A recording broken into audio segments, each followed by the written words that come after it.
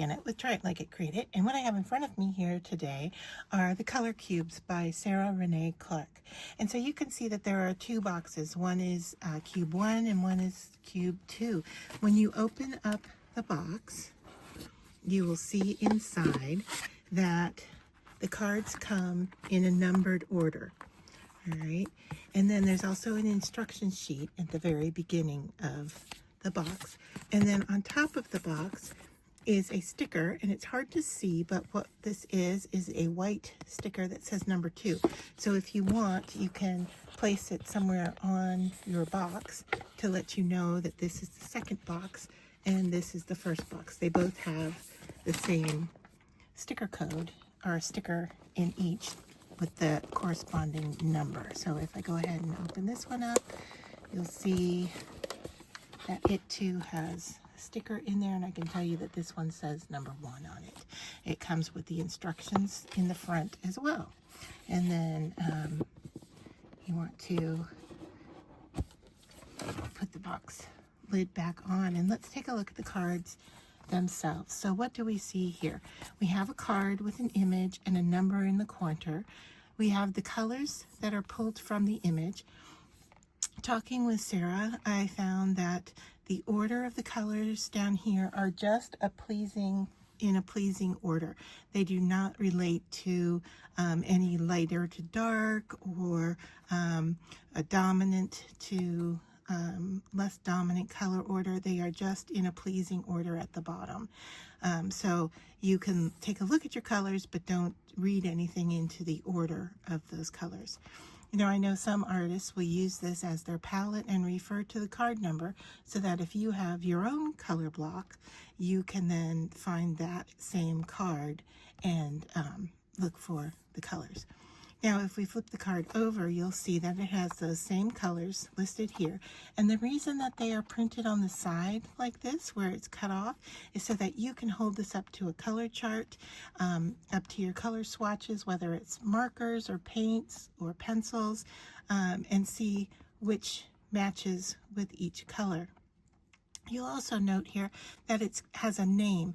Now the name is just something similar. There's over 1,000 colors in the color cube, and so there's no set naming system when it comes to colors. So these are just chosen to give you an idea, or to start at least somewhere with your products to find the color that you're looking for. The code number underneath it here is a hex code, and that is something that is used digitally. So that is a code that tells us how much red, green, and blue is in that color. So if you want to match this on your computer screen and the program you're using has a space for hex codes, that's what this is. If you find a card that has like I think it's an asterisk next to it, that is telling you that this is the closest it can come to it. All right, that it may not exactly match, but that's the closest that that was found to match.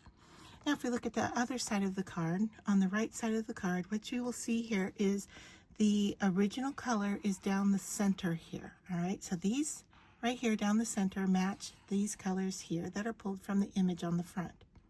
And then you have 20% of it in a tint, which means added white.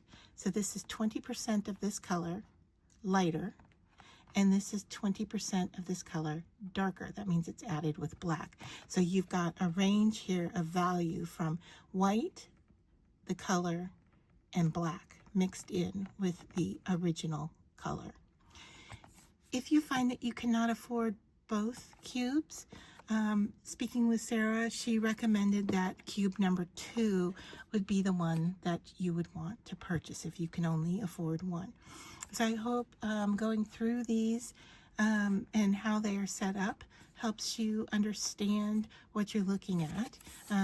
Not only can you then, of course, use your color palette here, you could, let's say you have a piece of paper, you want to match the color to it, and then you want to find what colors go with it. If you're working on painting your room and you pick the color that you're painting your room, you're looking for some colors that would be accent colors for pillows, curtains, and so forth. This would be a nice way to find that. The other thing you could do is disregard the color itself and use the image as a reference to what you want to draw.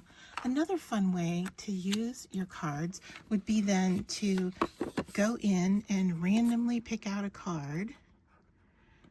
I'm just going to grab one here from the middle. All right.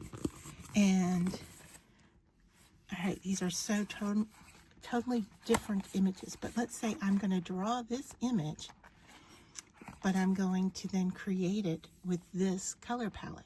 So you have a lot of flexibility on how you would use your cards, but this would be a fun experiment to do, is to use the reference image for your image and then a different color palette to create with. I will go a little bit more in depth on other ways to use them in future videos.